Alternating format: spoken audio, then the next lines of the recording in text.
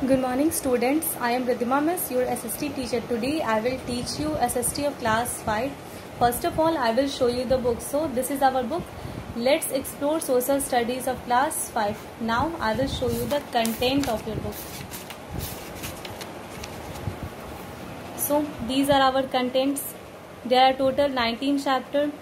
Chapter 1 is Maps and Globe. Chapter 2 is The Imaginary Lines, Latitude and Longitude. Chapter 3, The Movement of the Earth. Okay, now we will start our chapter 1, which is Maps and Globes. Our Earth is indeed a unique planet. It is the only planet of the solar system which can support life because it has both air and water. It is just the right distance from the sun to get adequate light and heat. It is rightly known as the blue planet because 3/4 part of Earth is covered with water. ठीक है, हमारा अर्थ जो है एक unique planet है. एक unique planet इसको क्यों कहते हैं अर्थ को? क्योंकि ये एक इकलौता ऐसा प्लैनेट है सोलर सिस्टम पर जिस पर की लाइफ पॉसिबल है. एयर और वाटर के प्रेजेंस के कारण अर्थ पर जो है लाइफ पॉसिबल है. और एक और नेम है अर्थ का जिसको ब्लू प्लैनेट. अर्थ को जो है ब्लू प्लैनेट भी कहा जाता है क्योंकि इसका 3/4 पार्ट जो है वो पूरी तरीके से वाटर से कवर्ड है. ठीक है, नेक्स्ट हम आते हैं कंटिनेंट एंड ओशियन पर. इसके लिए हम पहले नोट्स में आपको दिखाती हूँ जो मैंने आपके लिए प्रिपेयर किया है. सो फर्स्ट हम लोग जानते हैं कि कंटिनेंट आखिर होता क्या है, कंटिनेंट एंड ओशियन आखिर है क्या.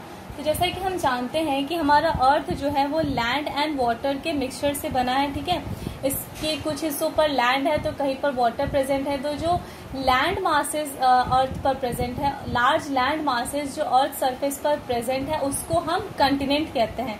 कंटिनेंट को हिंदी में महाद्वीप भी कहा जाता है. ठीक है, तो जो large land masses earth surface पर प्रेजेंट है उसको कंटिनेंट कहा जाता है. तो टोटल जो है हमारे वर्ल्ड में 7 कंटिनेंट है. कितने हैं? 7. फर्स्ट है एशिया, उसके बाद Africa, Antarctica, Australia, Europe, north America and south America. ठीक है, और हर कंटिनेंट को डिवाइड किया गया है कंट्रीज में. ठीक है, और सब अगर देखा जाए तो सबसे लार्जेस्ट कंटिनेंट जो है वो है एशिया, जिसमें कि वर्ल्ड की 2 पॉपुलस कंट्रीज आती हैं, चाइना एंड इंडिया. और सेकेंड लार्जेस्ट कंटिनेंट जो है आपका वो है अफ्रीका. ठीक है, और कंटिनेंट में ठीक है फर्स्ट लार्जेस्ट आपका हो गया एशिया, सेकेंड लार्जेस्ट हो गया अफ्रीका. तो एशिया में आपकी जो 2 पॉपुलस कंट्रीज है वो है चाइना एंड इंडिया. अब अगर एरिया की दृष्टि से देखा जाए तो सबसे लार्जेस्ट कंट्रीज में अगर देखते हैं तो सबसे लार्जेस्ट कंट्रीज आपका हो गया रशिया, सेकेंड हो गया कनाडा. ठीक है, उसके बाद चाइना. ठीक है, वैसे करके टोटल 7 कंट्रीज हैं. और 7th नंबर पर आता है आपका इंडिया. 7th लार्जेस्ट कंट्री है इंडिया.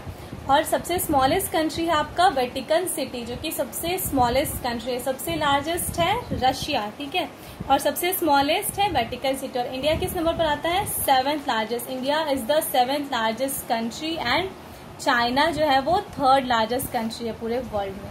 ठीक है, कंटिनेंट समझ में आ गया ना. जो लार्ज लैंड मासेस हैं अर्थ सरफेस पर उनको हम कंटिनेंट कहते हैं. ठीक है, अब आते हैं हम ओशियन पर.